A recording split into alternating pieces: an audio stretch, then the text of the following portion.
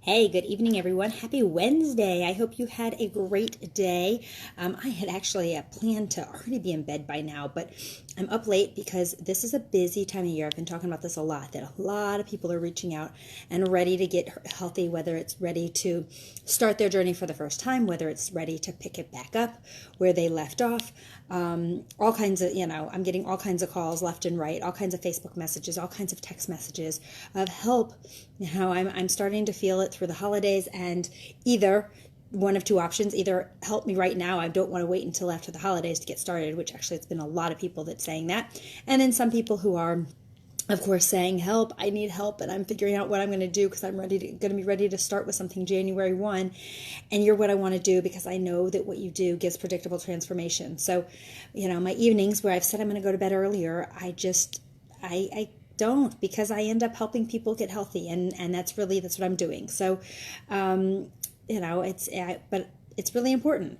And if you're sort of on that fence of trying to figure out what are you going to do, what kind of changes are you going to make in your life, health, finances, childcare, anything, any kinds of things that's going on in your life, trust me, I hear it all. I hear all kinds of things. And January 1 is the time that people, or right around now is the time that people start really looking inside and saying, what am I going to do? What am I going to change? Especially now, where not only are we ending a year, but we're ending a decade, and we're all getting ready. And where do we want to be? Where do you want to be next year? On December of 2020, where do you want to be? Where do you envision your life? And no matter what it is, I can tell you, you can get there. Whatever it is that you dream for your life for next year, you can do it. Or if you can't get all the way there, can be very, very, very much on your way. And that's what I wanted to talk about tonight, is one of the big things that either holds people back or pushes people forward. And that is the words that they choose to use for themselves. I was actually on a call earlier today talking to a friend of mine, and she, was very stuck at the beginning of the conversation of, I can't. And we all do that. At times we all fall into this trap of, I can't do this and I can't do that. And I stopped her and I said, really, you can't?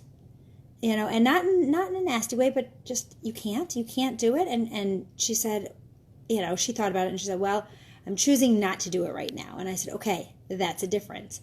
So, but we can put a shift in those words, and pretty much any of the words that we choose to use, when we shift our vocabulary, when we shift our words, when we shift our message, not only to what we're saying to somebody else, but when we shift our message to ourselves, that's when we start to shift our reality. And can't is a big one. Can't is not a word that I use very often in my life. There are certain things that I can say I can't do. I can't fly without an airplane. I will never be able to grow wings and fly without an airplane. Not as long as science is what it is. Maybe someday, but in the reality of the world now, that's not something I can do. But there are, outside of changing, things that really are not possible in our lives, using the word can't it destroys us. When I say I can't stick to my healthy eating program, no, that's not true. I choose not to on the days that I don't do it, but I can do it. I absolutely can do it. But I can also say I choose to do it. When somebody, and actually the conversation that I was having with this person was she was saying, I can't do this because it feels so restrictive. And I said, but what happens if we shift the words?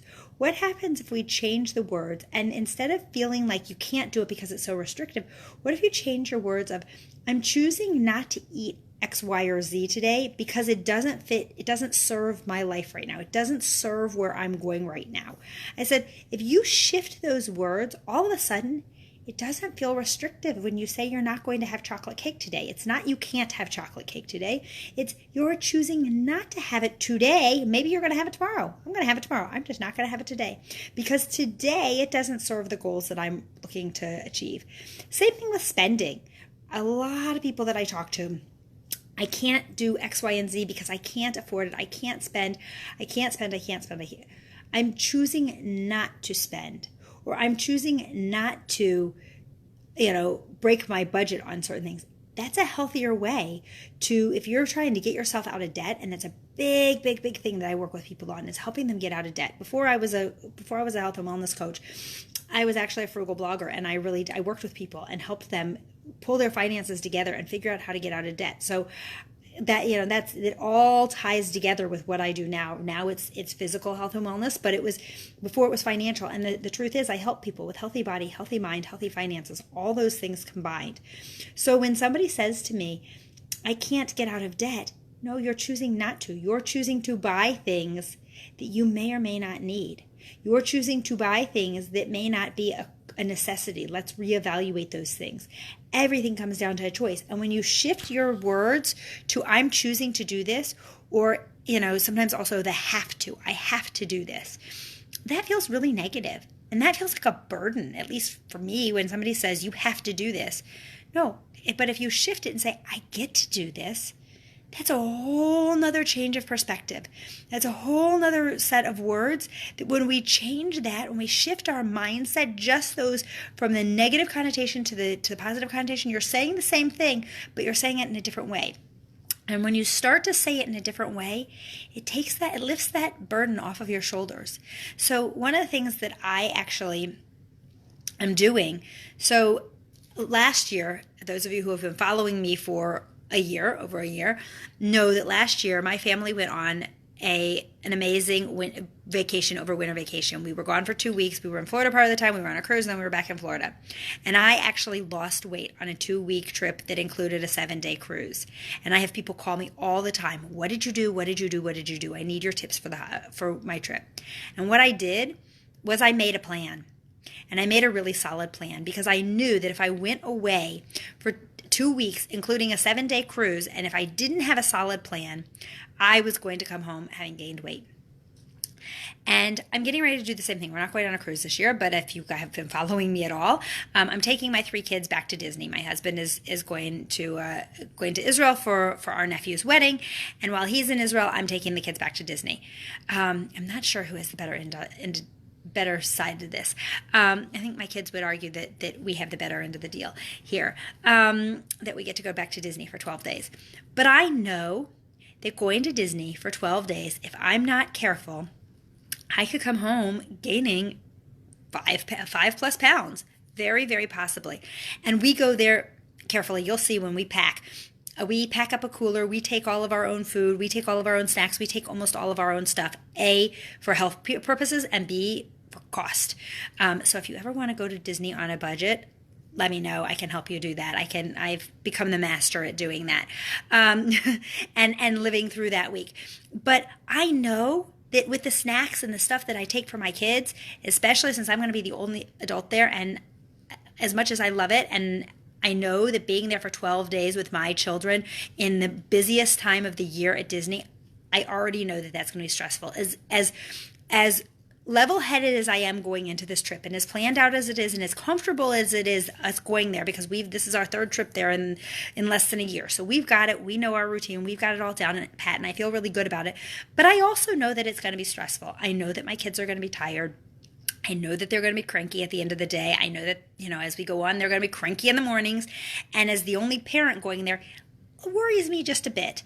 If somebody gets sick, and we had that when we were there in April, my son got sick, and thankfully my girls were really good sports about it, and really backed him. But if somebody gets sick, and you guys saw, I put, I asked today what goes in a bag, an emergency, care bag. And because I'm thinking that way. I have a daughter who is homesick today from school, who is running a fever, and I'm going, oh my gosh, well, thank goodness we've got a week and a half. Get it out of your system, all 3 of you. If you're going to get sick now. But I know that those things could arise. I know that those things could happen.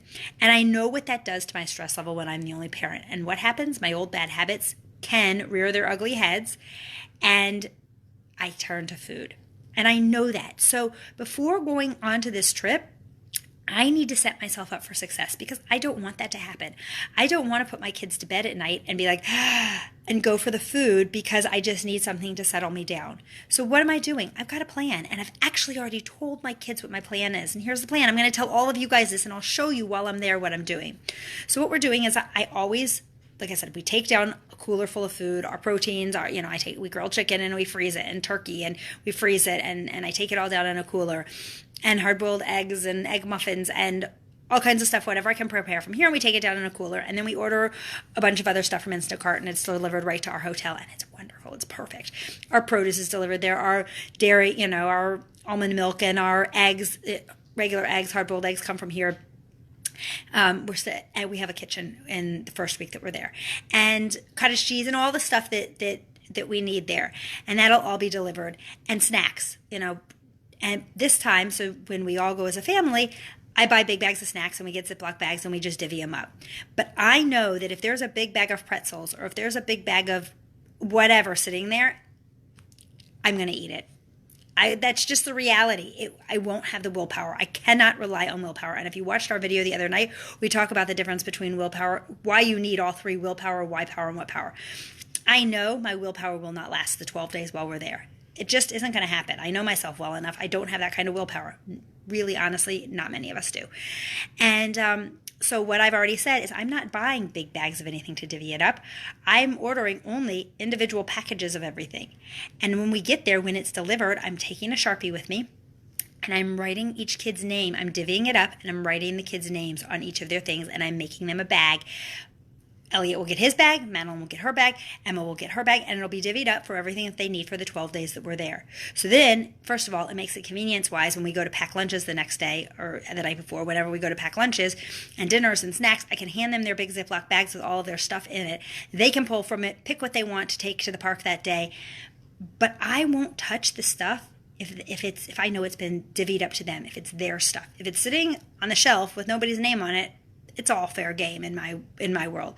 But if I've divvied it up and each kid knows, well, I have 4 packages of peanut butter crackers that I can figure out when during the week I want to eat them, I'm not going to eat their peanut butter crackers, even though I love peanut butter crackers, because it's theirs. And they'll know, first of all, they would know, but second of all, I'm not going to take it from them. I don't take stuff from, if it's been divvied up and assigned to them. So I'm setting myself up for success. I'm creating a plan so that I can come home, hopefully like last year, down however much on my trip. But I know that if I don't go into it with a plan, it will be bad. But that's also changing mindset. That's also shifting that thought process, is what I was talking about in the beginning, that I can't versus I choose not to. And that's going to be my whole mantra the whole time I'm there. I choose not to. I choose not to. I choose not to. And it might be that when I get there, I say, I choose to have something on the very last day. Maybe the very last day that we're there, I choose to go have ice cream with my kids because they get ice cream pretty much every day that we're there, and that's okay. But I can say, and I always save my treats like that. FYI, if you're looking for tips for healthy traveling, and I'm going to do this another night talking more about healthy traveling, but if you want to stay on any kind of plan, save your treat for the very last day that you're there, because couple of things happen. Either one, you get through your whole trip and you're feeling so awesome because you've stuck to it that you end up saying it's not worth it. It doesn't serve me. It doesn't do anything good. And that's great. And then you end up not having it. Or 2, you hold to it and you say, you know what? I've been looking forward to this the entire time. So I'm going to have it and I'm going to enjoy it. But the trip ends the next day and then it's over and you don't totally splurge and destroy whatever plan you're on. So it always works out to your benefit. So if you're going on some sort of trip and you really want something special, we did that. That's actually how we did it last year when we went on the cruise. I'm not a big drinker, but my sister, who is also on program and has lost 115 pounds to date, decided when she went, she was going to stick to her plan the entire time on the cruise, except the very last day, which was our last at sea day, she was going to have her one fruity alcoholic drink sitting by the pool. She waited all week and she had it and she enjoyed it. And she sat by the pool and I sat there with her. I'm not a drinker, so that didn't bother me. That didn't even that was not my thing. But I sat there and she enjoyed it and it was great. And it didn't blow her plan because she had her one drink that she had been looking forward to all week. And then we got off the boat the next day and it was over and life went on. So it's things like that. It's planning through it. The holidays are scaring people something terribly, but if you celebrate Christmas, it's one day out of the next 2.5 weeks, 3 weeks. It's one day. Maybe you have another party. Maybe it's 2 days, 2 meals, but it doesn't have to destroy you. And we can come up with a plan and we can look at it and say, okay, what are you going to do that one day? Is it worth it? Is it going to serve you? Is it going to serve the goal that you're trying to get to? And if you're okay with the repercussions of changing your plan for the day, do it. But that's where self-talk is so important. Not, I can't have this. If on your holiday, if for Hanukkah, you really want a latke, and you want just one, you're not going to say, I can't have it. It's, I choose to have it or I choose not to have it. I'll tell you right now, I choose not to have any latkes this year. Part of it's going to help that we're going to be in Florida, and we're not going to have them. But we're going to a Hanukkah thing on this Sunday. I choose not to have any latkes. It's not worth it. It doesn't go with my plan. It doesn't fit into the choices that I'm making right now. And that's how we have to think, is not I can't, not I shouldn't, but I choose not to, or not I have to, but I get to. And as we start to shift that thought process in our brain, as we start to shift how we talk to ourselves and the words we use, it takes that restrictive feeling from whatever it is off of our shoulders and allows us to grow and to make the choices that fit us best. So I hope this is helpful. I kind of feel like I was rambling a little bit, so if I was, I apologize. But I hope this was helpful. And if you have any questions, comments, concerns, feedback, I would love to hear it. Give me a shout out, shoot me a private message. You can give me a call, give me a text, and have a great night. I will be back here tomorrow, but I am heading to bed because it's late and I'm tired. So have a good one. Bye.